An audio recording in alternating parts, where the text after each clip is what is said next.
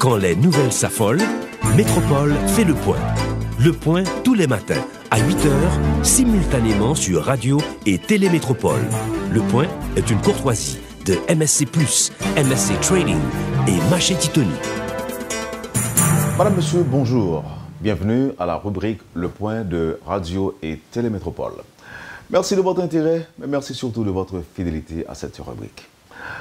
Jeudi, vendredi, nous pourrons aborder un sujet qui est capable de frapper un peu l'auditeur et téléspectateur métropole. Depuis quelque temps, nous constatons qu'il y a une forme de violence ciblée qui a déferlé sur le secteur religieux. C'est avec un pile tristesse, si vous voulez, que nous avons accueilli sous plateau un matin deux religieuses qui ont même été victimes d'actes de banditisme il y a quelques instants. Et avec eux, nous allons comprendre qui j'en ça t'est passé. Merci à chacun de vous, Madame, Monsieur, de votre fidélité et de votre intérêt. Nos invités ce matin sont donc les sœurs Marie de la Croix et Marie de l'Évangile de la Fraternité Notre-Dame. Sœur Marie de la Croix, bonjour, merci d'accepter l'invitation de Métropole. Bonjour Monsieur Théodore, merci de nous accepter sur votre plateau, ça nous fait plaisir de pouvoir participer avec vous. Sœur Marie de l'Évangile, bonjour, merci d'accepter l'invitation. Bonjour Monsieur Théodore. Alors, nous parlons de cette forme de violence qui s'abat depuis quelque temps sur des religieux, des religieuses. Vous avez été victime en quelque sorte, mais avant d'en parler, permettez que je vous demande, depuis combien de temps vous êtes en Haïti? Bon, moi-même, ça fait depuis 3 ans, mais la congrégation depuis 19 ans qu'on est en Haïti et qu'on œuvre. Nous avons école, dispensaire, aussi orphelinat, vous voyez. Donc on est là depuis 19 ans en Haïti. Nous nous sacrifions pour le pays haïtien que nous aimons beaucoup. Ça, c'est pour Sœur Marie de la Croix. Oui. Et Sœur Marie de l'Évangile, depuis combien de temps? Moi, personnellement, ça fait 1 an et demi. Que vous êtes en Haïti? Oui. Pourquoi vous avez choisi Haïti? Parce que Haïti, bon, c'est un pays qui a besoin, qui est, bon, malgré tout, qui est pauvre. Donc nous, notre congrégation, on aide surtout tout ce qui est humanitaire. Vous voyez, dans les pays les plus pauvres, c'est là que nous allons pour aider, pour donner notre vie, pour aider les gens. Et il n'y a pas eu d'hésitation quand on vous a dit qu'on va vous envoyer en Haïti? Ben non, non, non. Vous avez vous-même fait le choix d'Haïti? Ou bien on vous a demandé de venir en Haïti? C'est-à-dire que bon, comme on avait une congrégation religieuse, on nous a dit, bon, est-ce que vous seriez intéressé d'aller donner un coup de main en Haïti? Mais au contraire, il n'y a pas de problème. Vous voyez, on œuvre un peu partout dans le monde, on est en Afrique, on est un peu partout dans le monde. Vous voyez ce que je veux dire? Donc, bon, qu'on soit à droite ou à gauche, c'est toujours le même travail que nous faisons pour aider les gens. Et vous êtes française? Oui. Vous deux? Oui, tout à fait. Donc, 3 ans que vous êtes en Haïti? Oui, bon, enfin moi-même, oui.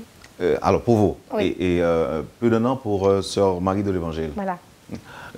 Ok. Aujourd'hui, que la situation tend à dégénérer en Haïti, quand vous avez entendu que certaines religieuses comme vous sont donc la cible d'actes de violence, la cible des bandits, je dirais, comment vous avez réagi? Vous n'étiez pas au courant? C'est-à-dire que non, comme nous sommes à la montagne, nous avons ni eau, ni électricité, donc on n'a pas le moyen de communication. Et donc c'est quand nous-mêmes avons été agressés, c'est là qu'on a su qu'il y avait d'autres congrégations qui, depuis à peu près 2 mois et demi, subissent aussi les mêmes choses, quoi. Donc sinon, nous-mêmes, on ne savait pas, sinon on aurait pu prendre des mesures de précaution, vous voyez, essayer de se protéger un peu plus, ou bon. Mais on ne savait pas du tout. Et vous avez dit que sur les hauteurs. Donc là petite précision, vous êtes dans la zone de Fort-Jacques. C'est-à-dire que si vous passez par on est en haut du bassin général. On est dans le Morne, en haut du bassin général. Quand vous passez par Pernier, Fatima, la rivière Grise, on est en haut du bassin général. Et on est dans la montagne. Donc c'est 1 heure après Fort-Jacques quand vous passez par l'autre côté, quoi. En voiture Oui, en voiture parce que les routes sont tellement... Enfin, les routes sont très mauvaises. Grâce à la MINUSTAH qui nous a donc fait une route en passant par le bassin général, donc on a maintenant accès plus facile à notre mission. Ouais. Et 1 heure de Fort-Jacques en voiture, ça veut dire que c'est quand même éloigné. C'est-à-dire que, bon, parce qu'il faut rouler, la route est tellement mauvaise qu'il faut rouler très très très doucement. Et c'est des gros trous, enfin, vous voyez, c'est des roches, il faut rouler sur des grosses roches. Et il faut le voir pour le croire, quoi. Et pour arriver à Métropole, ce matin, Vous avez dû vous réveiller très tôt? Mais nous sommes venus, oui, nous sommes venus, parce que nous, on ne voulait pas être en retard aussi pour être à l'heure sur le plateau. Mais donc, je veux dire, on a pu se déplacer ici assez facilement aussi. Disons, vous êtes réveillé vers 4 h du matin ou... À peu près, oui, 4 heures, c'est ça. Pour arriver ici. Voilà. Alors, l'accès apparemment est difficile. L'accès de la zone, ou l'accès à cette zone où vous vivez, où vous encadrez les gens. Et comment peut-on expliquer que des bandits puissent y arriver facilement? C'est des gens du quartier ou... Non, c'est ce qu'on pense, c'est une bande de bandits, et c'est des gens de la ville, c'est pas des gens du tout du quartier, parce qu'on ne les a pas reconnus pour être du quartier. On connaît bien les gens de la montagne, vous voyez, on aide beaucoup de familles, et donc c'est pas les gens de la montagne, non. Pour nous, c'est vraiment des gens de la ville, parce qu'on connaît quand même les gens de la montagne, on connaît les visages, vous voyez, donc c'est pas les gens de la montagne. Ils étaient venus à visage découvert? Oui, visage découvert, oui. Écoutez, dites-nous, qu'est-ce que vous faites pratiquement là-bas? Alors donc là-bas... En termes d'assistance ou en termes d'aide, je sais qu'il y a l'école, oui. Il doit y avoir école, il doit y avoir église aussi. Oui, dispensaire. Dispensaire. Alors qu'est-ce que vous faites? Bon, alors donc nous avons école donc, où nous leur apprenons donc, pour les plus petits donc, le créole. Et sinon, à partir de la première année fondamentale, c'est que français et un petit peu d'anglais. Vous voyez, c'est surtout français et anglais. Et dont nous avons aussi donc, une autre école plus près de la rivière Grise. Nous avons à peu près entre 420 enfants. En haut de la montagne, on a 80 enfants, donc les plus petits. Et sinon aussi, nous avons donc dispensaires, et dont nous avons actuellement des médecins de la Ménoussa qui viennent donc, donner un coup de main une fois par semaine. On a à peu près 100 consultations quand les médecins sont là. Sinon, chaque jour, le dispensaire est ouvert pour les gens qui ont donc des besoins les plus urgents. On amène aussi des femmes à accoucher en pleine nuit, les femmes qui ne peuvent pas accoucher, on va à la maison pour les aider. Et si c'est donc des complications, on doit les emmener en ville. Donc maintenant que nous avons une route d'accès facile, ça va, mais cette route, on ne l'a que depuis 6 mois à peu près. Et donc avant, on devait passer donc, 1 heure avant de la montagne jusqu'à Tabar pour avoir un hôpital plus facile et puis gratuit pour les gens. Il fallait compter 2h30 de route. Et donc on a déjà eu des cas, des gens qui ont accouché dans la voiture. Ah bon? Oui. On a aussi même déjà transporté des gens qui eux-mêmes font 2 heures de marche pour venir à notre dispensaire parce qu'on aide aussi les montagnes avoisinantes. Et donc même, il y avait aussi un exemple, une dame qui avait commencé à accoucher. Donc il y avait juste le premier pied qui était sorti. Et donc depuis 8 heures de temps, ils ne savaient pas comment faire. Ils nous l'ont emmené sur brancard à notre dispensaire. Ils nous ont marché pendant 2 heures dans la montagne eux-mêmes. Et après, quand on l'a emmené à l'hôpital, donc 2 heures encore de route, le docteur a dit, bon ma soeur, si j'arrive de sauver l'un ou l'autre, ça sera un miracle. Il a pu sauver les deux, la maman et l'enfant. Oui. Et l'enfant. Maintenant, je voudrais que vous me parliez un peu de la vie là-bas, sur les hauteurs. Vivre sans électricité, apparemment sans eau potable, oui. Pratiquement sans rien du tout, même... les radios, vous n'écoutez pas les radios, peut-être vous n'avez pas le temps. On n'a pas d'électricité. On n'a pas d'électricité. La vie est là-bas. Comment vous avez pu vous y prendre pour vous adapter? Ben, c'est-à-dire qu'après le tremblement de terre, cette zone-là était beaucoup touchée par le tremblement de terre. Donc c'est pour ça que nous sommes montés donc, dans les hauteurs pour aider cette population. Parce qu'on avait déjà eu plusieurs fois l'occasion d'aller les rendre visite. Vous voyez... leur donner des instructions, enfin, aider quelques familles. Donc après le tremblement de terre, c'est pour ça qu'on est monté à la montagne, pour aider les familles. Oui, mais comment vous vivez? Parce que quand même, vous n'avez pas cette habitude de vivre non. sans électricité. Et dites-nous, sœur Marie de l'Évangile, pour vous en accommoder justement, comment vous avez pu vous arranger? Ben, c'est-à-dire par exemple, on est obligé d'aller chercher l'eau potable à la ville, déjà pour boire. Ensuite, pour tout ce qui est laver le linge, on essaie de récupérer l'eau de la pluie. Nous avons des gros châteaux d'eau. On récupère l'eau comme ça. Et éventuellement, s'il y a la Minousta, depuis qu'ils nous ont réparé la route, ils nous emmènent des tanks, des remorques d'eau.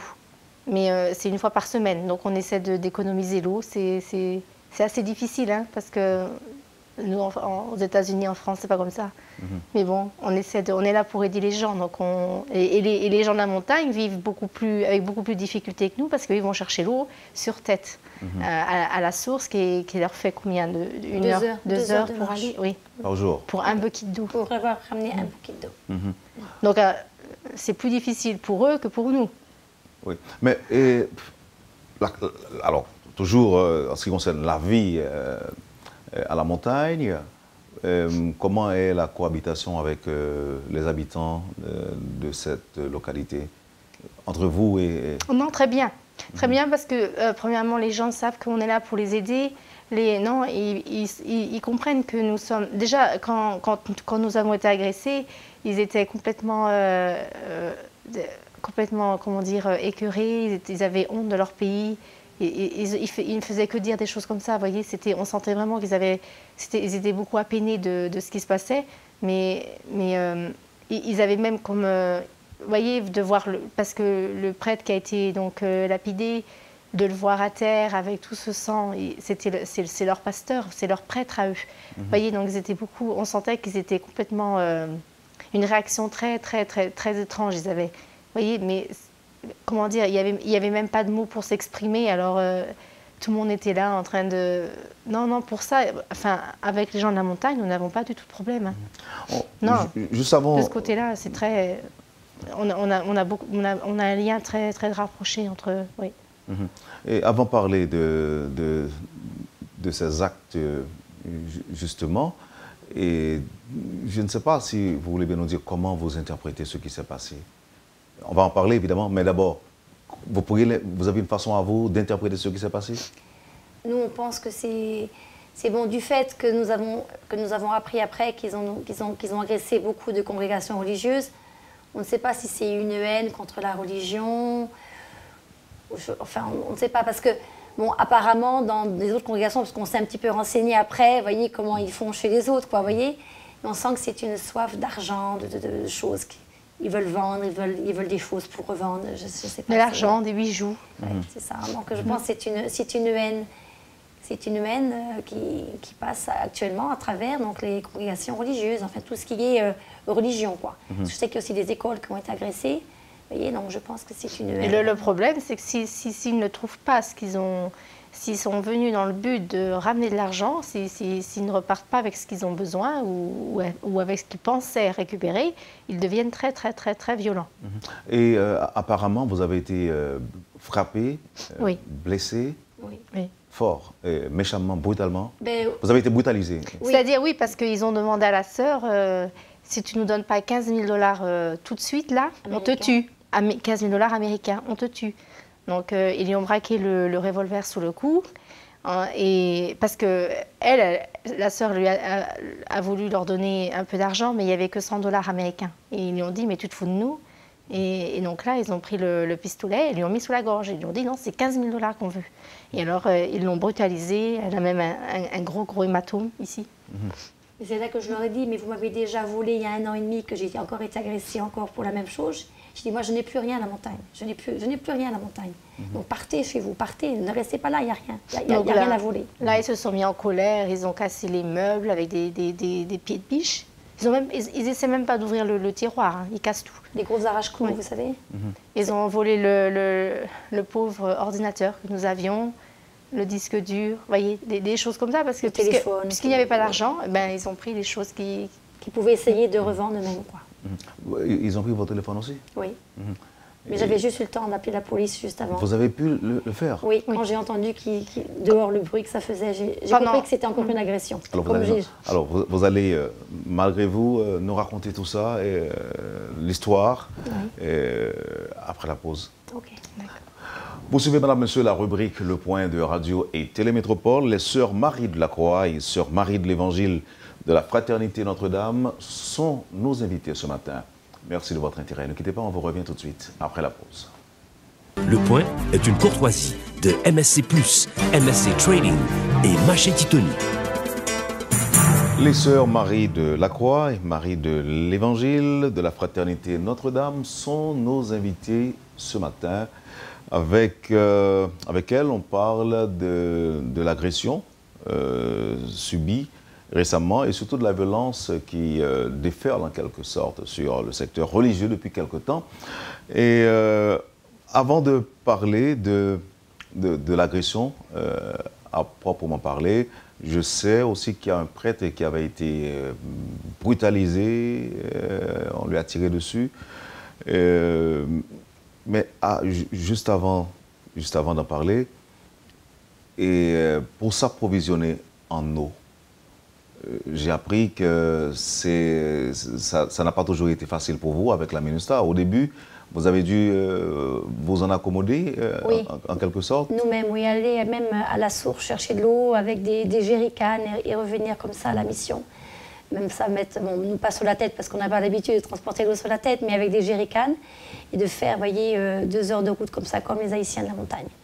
Et même le prêtre donc, qui a été agressé, lui-même avec des 800 personnes dans la montagne, après le tremblement de terre, ils ont construit une route, enfin ils ont creusé donc, dans la montagne une route pour avoir un accès plus facile aux endroits, enfin dans la montagne, parce qu'avant il n'y avait aucune route. Donc ils ont fait ça à main levée pendant 6 mois, ils ont fait ça, 800 personnes donc, qui ont pu participer. C'est un programme que le PAM a financé pour aider les gens de la montagne, et donc comme ça ils pouvaient avoir un peu d'argent et un petit peu de nourriture. Ça a aidé beaucoup les gens de la montagne. Donc c'est ce qu'ils ont besoin, en gros, les gens de la montagne, d'avoir des projets de ce genre, parce qu'actuellement, vous voyez, en gros, ils vivent que de leur jardin, et s'il n'y a pas d'eau, eh bien, il n'y a pas de jardin, et donc ils ont beaucoup de mal à y arriver. Donc bref, la situation est difficile pour ces gens. La plupart des gens mangent qu'un repas par jour à la montagne. Un peu de riz, un peu de, soit du maïs moulé ou un peu de pois, c'est tout ce qu'ils mangent. Et vous mangez ça aussi? Oui, aussi, oui. Et vous trouvez ça comment? C'est-à-dire que ce ne sont pas nos habitudes étrangères, donc mais bon, malgré tout. On a des fois des gens qui nous donnent un petit peu des choses, voyez, ou qui nous achètent des choses, quoi. Et bon, c'est vrai que c'est pas facile. Depuis l'agression, vos proches en France vous ont appelé? Oui, on a eu, oui, si, notre famille qui nous a appelés, qui nous a demandé, et donc même nos supérieurs sont en contact avec nous en permanence pour avoir donc, des nouvelles, pour nous aider, quoi, parce que c'est sûr que c'est des moments qui sont difficiles. On ne vous a pas demandé de quitter le pays? Pour l'instant, non. Non, ok. Maintenant, ça a commencé à quelle heure? Donc il était minuit et demi quand ça a commencé. Donc on a entendu le prêtre crier, parce que d'abord ils ont attaqué la maison du prêtre qui est en gros à 30 mètres de notre maison, quoi, hein, parce qu'on n'est pas dans la même maison. Et donc on a entendu le prêtre crier. Et donc là, on commençait des coups de roche dans les fenêtres, dans le mur des maisons. Vous avez fait ça? Comment? Vous avez fait ça? Nous avons entendu ça. Oh, vous avez entendu ça? Voilà, c'est là qu'on a entendu. Et donc quand j'ai entendu ça, j'ai dit, bon, ça y est, on se fait encore agresser. Vous voyez? Là, j'ai compris. Comme j'ai déjà été agressée il y a 1 an et demi, donc ça m'a fait encore rappeler la même chose. Donc j'ai vite attrapé le téléphone, j'ai appelé la police de Thomas 125. Comme ils étaient déjà au courant de mon problème de la première fois. J'ai eu le temps de raccrocher avec juste de lui dire, c'est l'inspecteur qui a répondu, et presque pas longtemps après, il commençait déjà à ouvrir nos portes avec des arrache-clous, des gros arrache-clous. Et donc, alors, pour en revenir au prêtre qui a été, donc, lui-même, il essayait même de leur dire, mais monsieur, poso, qu'est-ce que vous voulez? On peut peut-être faire petit chita, on peut parler, vous voyez? Il voulait savoir qu'est-ce qu'il voulait. Les autres, ils disaient argent. Donc ça m'est très agressif, vous voyez? Parce que nous-mêmes, on entendait de notre maison tout ça. Et donc ils ont commencé à lui lancer des grosses roches sur lui. Malgré tout, il essayait un peu de les éviter. Ça devient un peu comme un match de foot, j'allais dire, mais il y en a pour beaucoup qu'il a reçu. Il en a reçu une très grosse sur la tête. Là, ça l'a ébranlé par terre. Mais des roches comme ça? C'est des grosses roches. Des grosses pierres. Ah oui, des blocs. Des blocs. Des blocs de parpaing aussi. Parce que comme on est en construction à la montagne, ils avaient tout en gros à proximité de leurs mains pour le lapider, quoi. Donc alors ils lui ont envoyé des grosses roches. Donc après l'avoir donc bien envoyé dans pas mal de roches. Ils lui ont envoyé aussi 2 balles. Voilà, 2 balles. Donc lui s'est écroulé par terre. Il est resté peut-être à peu près par terre. Il a dit peut-être pendant 3 minutes, il ne pouvait pas se relever du tout, tellement il était... Après, il a quand même essayé de se relever. Et donc là, ils lui ont tiré des balles. Il a reçu une balle ici, une balle donc dans la main, parce qu'il a essayé de... Quand il voyait qu'il saignait de la tête, il a essayé de se poser. Donc là, il lui a envoyé une balle dans la main. Donc là, actuellement, il a à peu près plus de 250 chevrotines dans la main, qu'on voit. Et donc là aussi, il en a. Et une autre sous la poitrine ici. Vous voyez? Et donc, malgré tout, il essayait de rester. Et pendant ce temps, les bandits sont rentrés dans sa maison pour essayer de voir qu'est-ce qu'ils pouvaient lui voler. Ils lui ont pris, je crois, 500 gourdes qu'il avait. 500 gourdes qu'il avait. Vous voyez, il n'avait pas grand-chose. Mais ils ont tout cassé. Mais ils ont tout cassé. Vous voyez, ils cassent tout, les valises, ils arrachent tout. C'est vraiment des gens très violents, quoi. Ils ont tout mis. Ils lançaient même des roches dans sa maison. Même à l'intérieur de sa maison, on pouvait voir encore du sang sur les murs, du sang par terre, quoi. Il y a encore tout ça qu'on peut voir. Ils étaient nombreux? Ils étaient 10, une dizaine, oui. 10. Et donc, pendant ce temps qu'ils étaient... Donc, ils avaient 2 armes à feu. Pendant ce temps qu'ils étaient en train d'agresser le prêtre, d'essayer de le tuer, il y en a 7 qui sont venus chez nous, qui ont pareil forcé notre serrure avec des grosses arrache-clous, vous savez. Et donc, ils sont rentrés. Pareil, ils nous ont mis pistolet sous la gorge. Moi, ils m'ont dit, c'est l'argent qu'on veut. Alors, j'avais mis de côté dans ma table de nuit un petit billet de 100 $, parce que je savais quand les bandits viennent, il faut leur donner quelque chose. Sinon... Donc, je leur ai donné ça, dit, tu te fous de nous, c'est 15 000 $ américains qu'on veut. Mais je n'ai pas d'argent. J'ai dit, vous m'avez tout volé il y a 2 ans, enfin, il y a 1 an et demi, je n'ai plus d'argent ici à la montagne. Partez chez vous, vous n'avez plus rien à faire ici. Donne-nous l'argent, donne-nous l'argent. Je n'ai pas d'argent. J'insistais tellement. Ils ont même demandé à l'autre sœur l'argent. Elle dit, moi, je n'ai pas l'argent non plus. Avec une barre de fer, avec un gros arrache-clous, ils lui ont tapé sur la tête. Barre de fer, vous avez dit. Oui, c'est une barre de fer, vous savez, c'est gros arrache-clous. Hein, c'est des grosses barres de fer. Ils nous ont arraché notre alliance de religieuses. Oui. Et nous avions aussi 2 petits orphelins qui étaient dans leur lit, qui dormaient, 2 petits de 2 ans, qui sont orphelins, qui ont ni père ni mère. Ce qu'on a fait, moi j'avais dit à la religieuse, prenons vite les enfants sur nous. Peut-être qu'en voyant des enfants, ils vont peut-être pas nous tirer dessus. Vous voyez ce que je veux dire? Parce qu'ils criaient. Les enfants criaient. Ils étaient déjà les enfants ont vu tout ça. Il y en a même un qui est traumatisé, qui, quand on est retourné à la montagne, ils ont dit, il m'appelle Lacroix, c'est mon nom Lacroix. Les méchants monsieur, ils ont tout cassé la maison. Vous voyez, même pour vous dire, à 2 ans, il y en a un qui a déjà été traumatisé, qui a vu tout ça, quoi. Et donc on les a pris sur nous, donc les enfants criaient. Moi, ce que je faisais, bon, j'attendais, j'aurais voulu aller secourir le prêtre dehors, que j'entendais qui gémissait, parce que les autres continuaient à lui lancer des pierres. Mais je savais qu'en voulant sortir, ça ne servait à rien, parce qu'on nous empêche de sortir quand c'est comme ça. On ne veut pas qu'on aille secourir ni rien faire. Donc j'ai attendu, en gros, que tout se passe, quoi. Vous comprenez? Avec le petit sur nous. Mais c'est des moments difficiles parce qu'on ne sait pas jusqu'où ils peuvent aller, vous comprenez? On vous réveille en pleine nuit, déjà c'est difficile. Vous êtes déjà choqué, vous êtes traumatisé de l'histoire. Et donc, c'est surtout leur façon d'agir violemment, de vous arracher notre anneau de religieuse que nous faisons. Vous savez, donc nous avons des différents niveaux, oui, dans la congrégation, vous voyez. Et donc, c'est notre anneau, quand on fait notre dernier, c'est le mariage avec Dieu, vous comprenez? On nous arrache ça comme ça, on peut presque nous arracher le doigt, ils sont tellement violents. Et donc ils m'ont volé donc, le téléphone que j'avais sur la table de nuit, et après ordinateur, bon, ça c'est rien, enfin je veux dire, à comparer de la façon qu'ils s'y prennent et de la violence, et ils vous attrapent par le bras, ils vous tapent sur le bras, ils sont très très violents, quoi, c'est difficile. Donc ceci dit, vous ne dormiez pas quand ils sont arrivés? C'est-à-dire qu'on a entendu les cris dehors, et j'ai dit ça y est, j'ai dit à la religieuse, ça y est, on est en train de nous agresser, parce que comme j'ai déjà été témoin d'une première fois, ça va tout remis encore en tête, quoi. Parce que c'est la 3e fois qu'on a agressé depuis qu'on est en Haïti, quand même. C'est la 3e fois? Voilà, mais moi-même, c'est ma 2e fois. Et il y a 1 an et demi, vous avez dit? Oui. Toujours au même endroit? Non, c'est-à-dire parce que où nous étions avant, il y a 1 an et demi, on n'était pas sur notre propre terrain. Donc pour pouvoir un peu s'installer mieux, pouvoir construire, on a donc pu acquérir un petit terrain, dont nous avons mis donc notre école et le dispensaire. Et donc maintenant, on était en gros à 10 minutes de l'ancien endroit, quoi. On était vraiment tout près. Mais vous pensez que c'est la même équipe? Ah oui, parce que j'en ai reconnu un. Ah bon? Oui.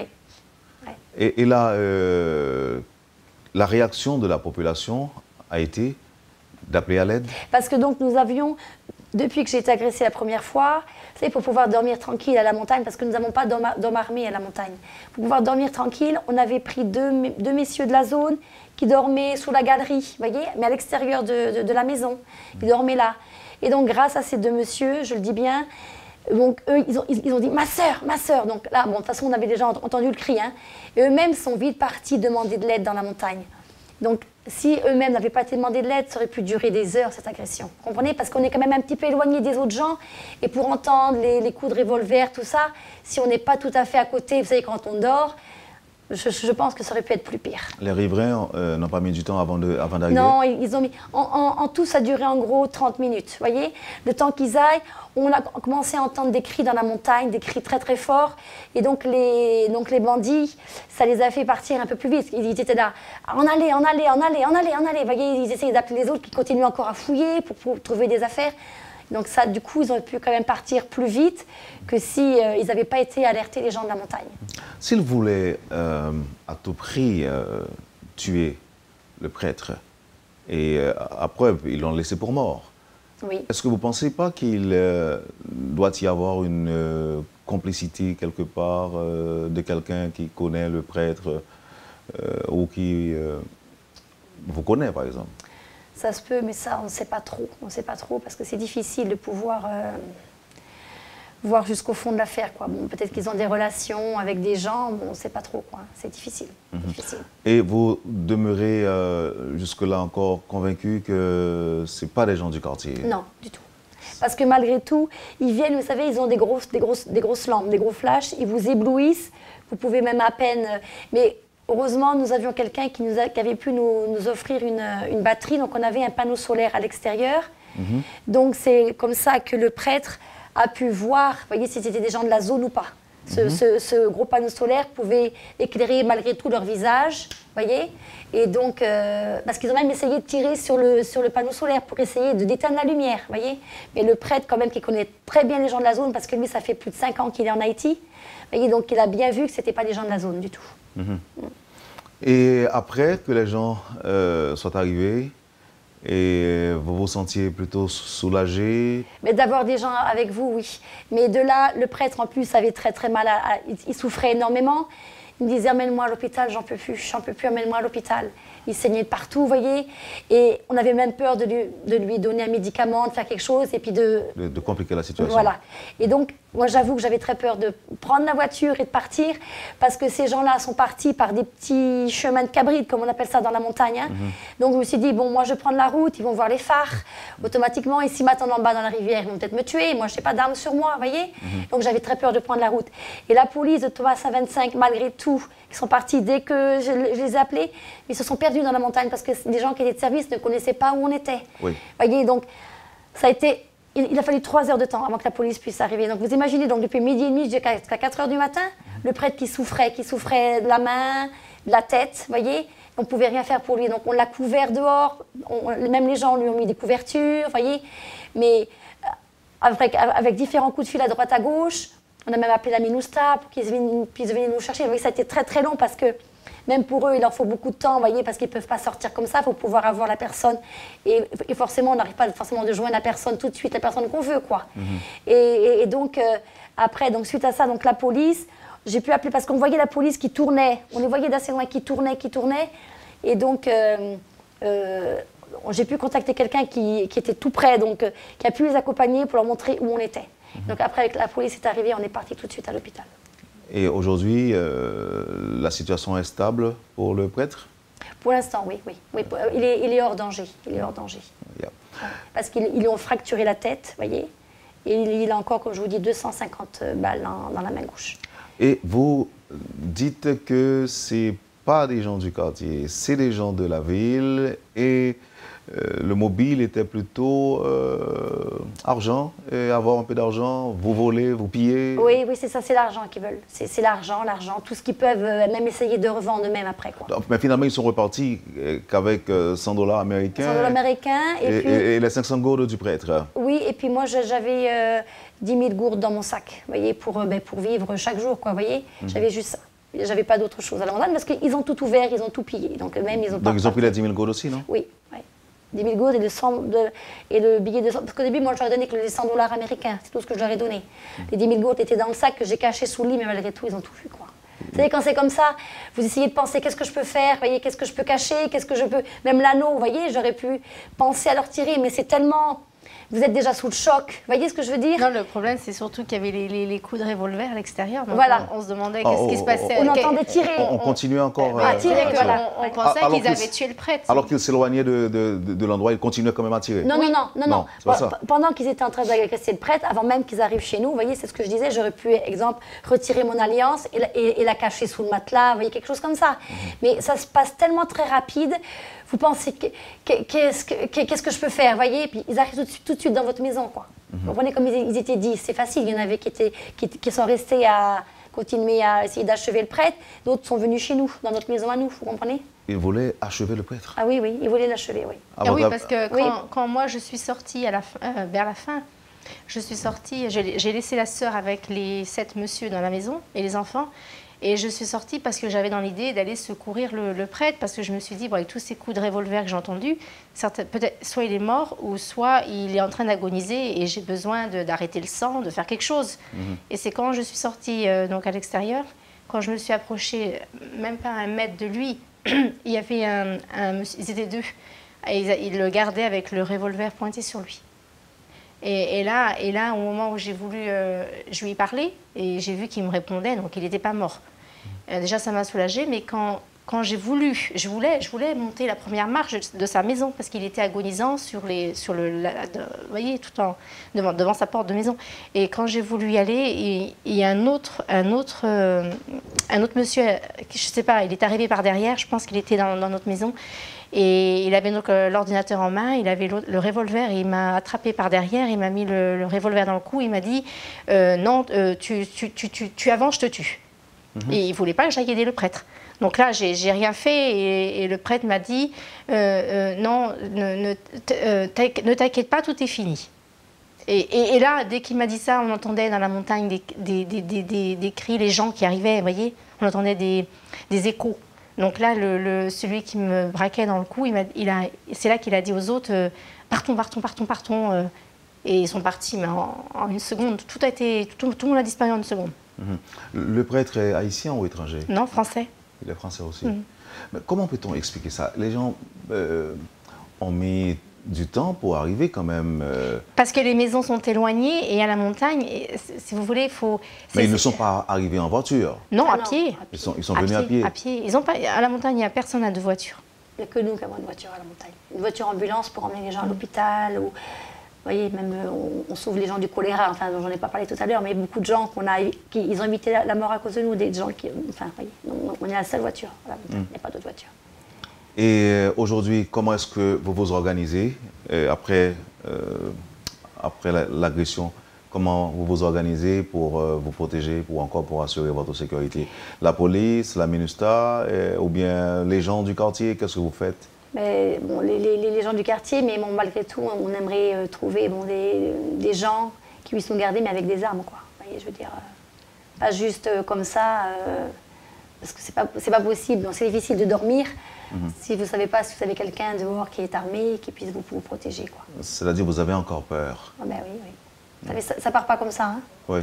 Malgré tout, surtout que vous devez être traumatisé, parce que vous avez subi 2 attaques, non? Oui. La première, il y a 1 an et demi. C'était en août 2013.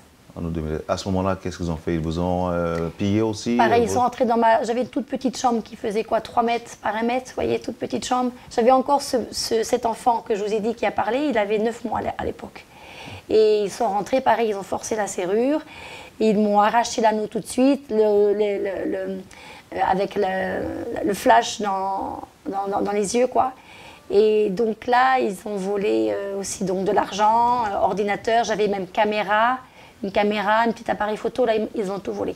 Ils ont tout, même dans la chambre, même jusque dans votre linge personnel, votre linge même sale, ils vont tout là-dedans. Ils recherchent partout où est-ce qu'ils peuvent trouver quelque chose. Ouais.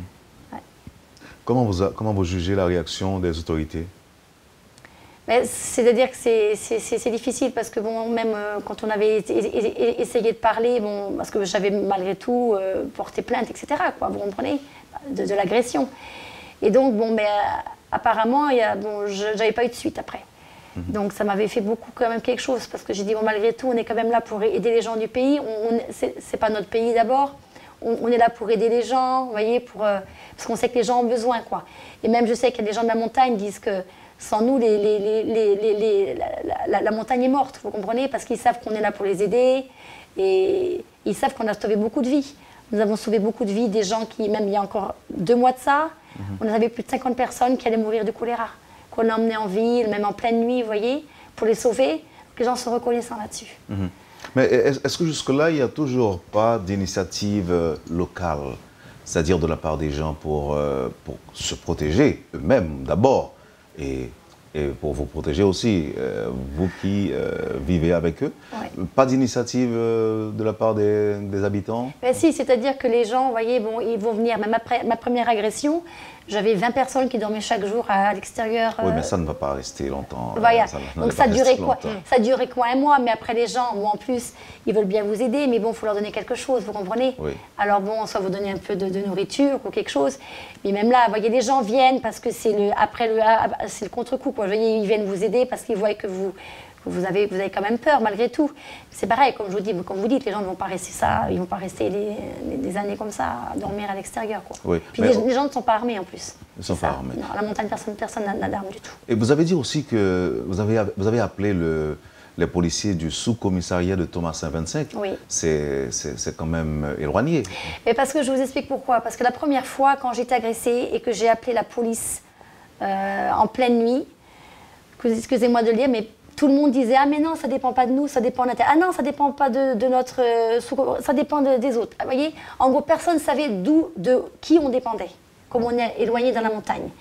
Donc après, les policiers qui ont bien voulu écouter toute mon explication, vous voyez, ben, c'était Thomas Saint-25. Donc à Thomas-Saint-25, on vous a entendu. Oui, c'est là qu'ils m'ont écouté. Et ils ont tenté de venir en aide. Cette fois-là, c'est moi-même qui ai dû partir avec mon véhicule. Donc j'ai attendu au petit jour, vous voyez, avec des gens. Là, c'est la première fois. Pour la première fois, oui, pour aller déposer ma plainte. Et donc là, comme cette deuxième fois, j'avais encore le numéro donc, de l'inspecteur dans mon téléphone. C'est là, j'ai vite, et heureusement, grâce à Dieu, il a répondu. Vous voyez, à minuit et demi, et donc il a vite envoyé une équipe. Et les gens ne savaient pas où on était. Vous voyez, il n'a même pas dit, attendez, de qui vous dépendez, parce qu'il connaissait la première histoire déjà. Donc il a tout de suite envoyé une équipe, mais ils se sont perdus dans la montagne. On les voyait en plus avec les gyrophares, on voyait qu'ils étaient là. C'était pas facile, quoi. Et même quand c'est comme ça, la montagne, vous voulez même téléphoner, les gens, ils ont que 10 gourdes sur leur téléphone, on vous passez déjà un coup de fil, il n'y a déjà plus de crédit, vous voyez. Mon téléphone était déchargé. Oui.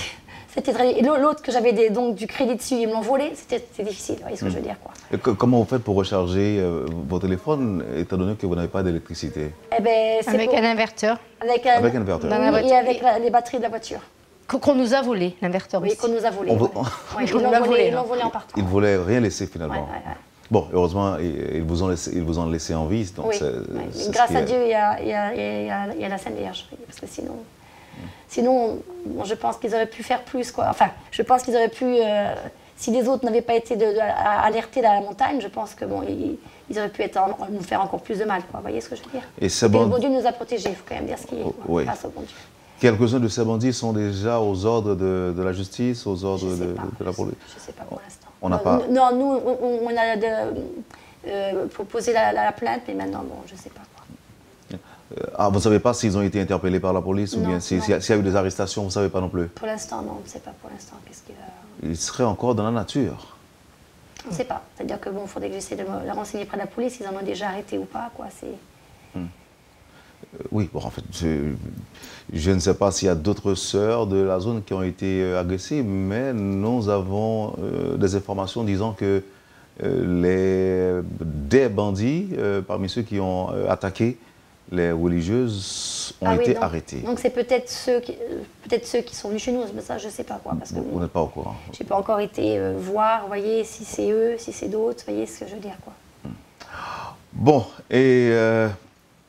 vous souhaitez que votre sécurité soit renforcée dans la zone, avec l'aide de la population et avec l'aide des autorités policières. Et qu'est-ce que nous pouvons avoir de vous comme dernier message, puisque vous interprétez ce qui s'est passé comme étant un acte de pur banditisme, de gens qui voulaient de l'argent, tout simplement. Est-ce que je peux avoir un mot de vous, dernier mot, pour mettre un terme à l'émission de ce matin? Sœur Marie de l'Évangile.